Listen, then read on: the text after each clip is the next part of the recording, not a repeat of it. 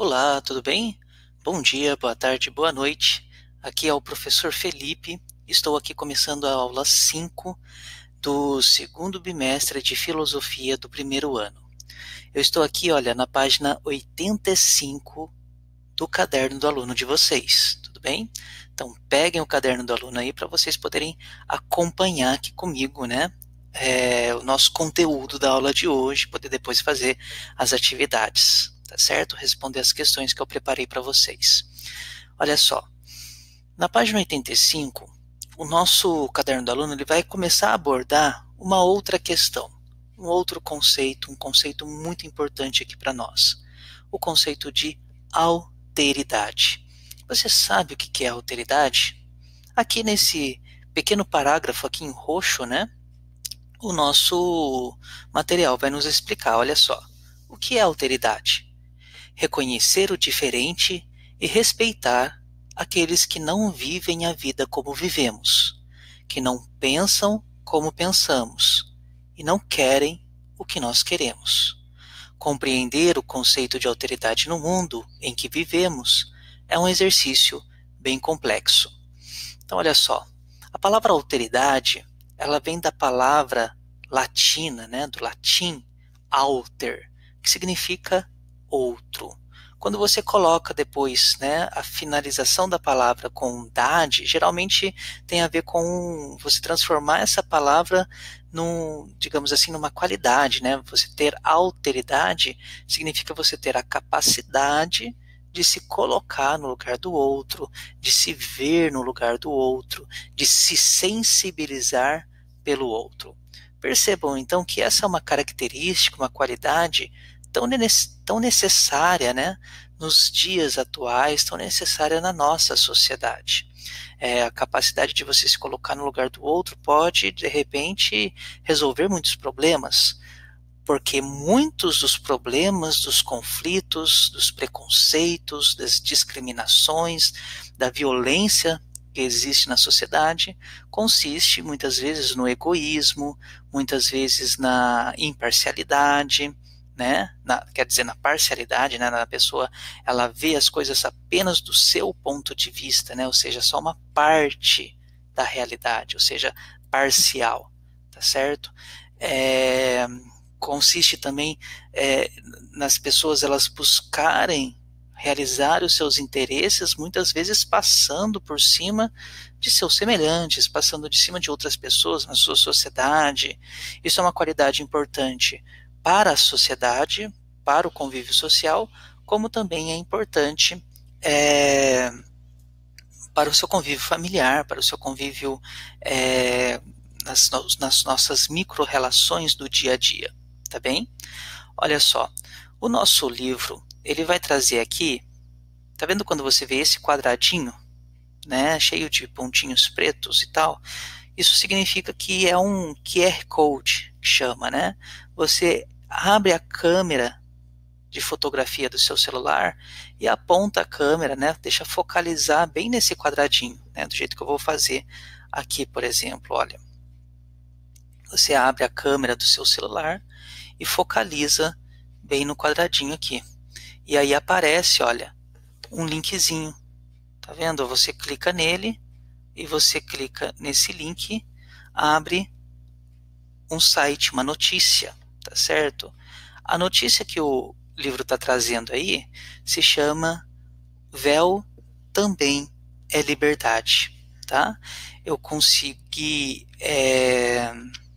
trazer ela aqui pra gente, né? Pra gente poder dar uma olhadinha no que essa notícia vai trazer.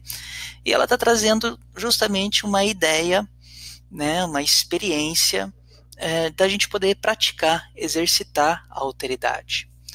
Ver uma outra cultura, um elemento cultural, né, diverso do nosso, e poder se colocar no lugar dessa pessoa.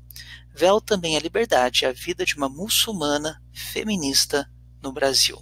Então, se trata de uma muçulmana feminista e que defende, né, o uso do véu por ser uma questão cultural, né, de identidade do feminino na cultura dela. Então, olha só o que diz. A Dana Albalkin, de 27 anos, veste uma jaqueta de couro brincos dourados de bolinha e jeans quando encontra a reportagem da BBC Brasil. Formada em literatura inglesa, ela dá aulas no colégio particular de São Paulo e quer voltar a estudar. Sozinha no Brasil, onde chegou há 3 anos, fez vários amigos brasileiros e sente saudades da família que deixou na Síria. Dana é muçulmana, mas sua religião e o véu florido que usa sobre a cabeça não são o que melhor a definem. Né? Então ela, que começa dizendo, né, feminista, a professora diz que para ela o hijab é o nome desse véu, né, é uma forma de liberdade e não de opressão, como costuma ser encarado. Em agosto, 30 cidades no litoral francês proibiram a utilização do burkini, né, um outro tipo de véu, tá certo? Porque alguns o consideravam uma provocação contra os valores ocidentais. Há 2 semanas, a principal instância administrativa francesa, o Conselho de Estado, suspendeu os decretos. Para Dana, as peças representariam a liberdade de usar o que quiser e viver sua fé. Roupas, diz, não vão impedir que ela seja independente, tenha uma carreira e case por amor. Né? Então, vamos voltar aqui, a gente já entendeu o que significa essa matéria, depois eu vou colocar o link para vocês no formulário, né, embaixo desse vídeo aqui, mas assim, muitas vezes a gente julga as pessoas pela forma como ela se veste e julga através do nosso viés cultural, né, através da nossa matriz cultural, os nossos valores, o nosso jeito de pensar, digamos assim. E o que a gente precisa exercitar para praticar a alteridade é justamente se colocar no lugar do outro, na cultura do outro, no jeito de pensar do outro e não julgá-lo de imediato. É esse pré-julgamento que muitas vezes gera o preconceito, a discriminação de forma injusta. Então, o que nós precisamos fazer? Nos colocar no lugar do outro, justamente para evitar essas situações que podem gerar muita violência, que podem gerar muito conflito. Tá? Então, que a gente possa refletir e pensar em que situações exercitamos a alteridade. Né? Então, no dia a dia, existem momentos em que a gente precisa exercitar a alteridade. De repente, quando a nossa mãe ou nosso pai vem chamar atenção com relação a alguma coisa, será que a gente está se colocando no lugar dele para perceber que a gente realmente tem que ter uma contribuição dentro da organização da casa, né? Uma contribuição com relação a compreender também a realidade que está se vivendo dentro de casa como família? Essa é a preocupação do seu pai, essa é a preocupação da sua mãe.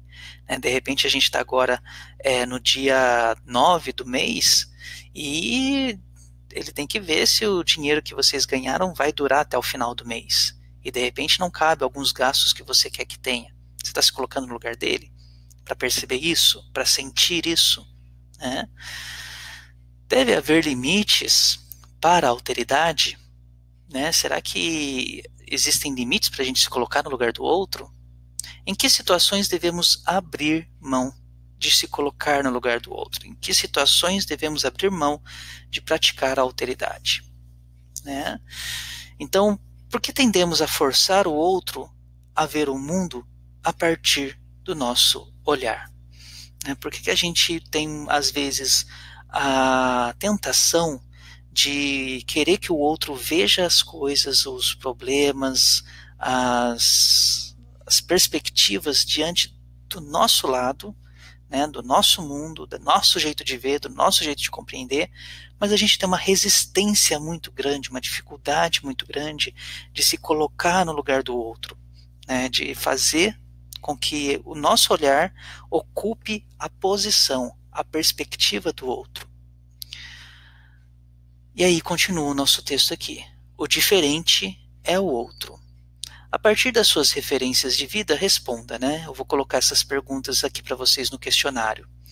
Eu sou sempre o mesmo ou o que eu sou hoje é outro em relação ao que eu fui na década passada? Né? Será que eu sou sempre o mesmo ou será que conforme o tempo vai passando eu vou sendo outra pessoa? Eu vou me tornando diferente? Né? Coloque a sua opinião, a sua forma de compreender esse assunto. o que o outro faz em termos religiosos, políticos, artísticos, né? Porque nós vivemos numa sociedade plural, as pessoas têm religiões diferentes da nossa, posicionamentos políticos diferentes do nosso, gostos musicais, de séries para assistir diferentes do nosso.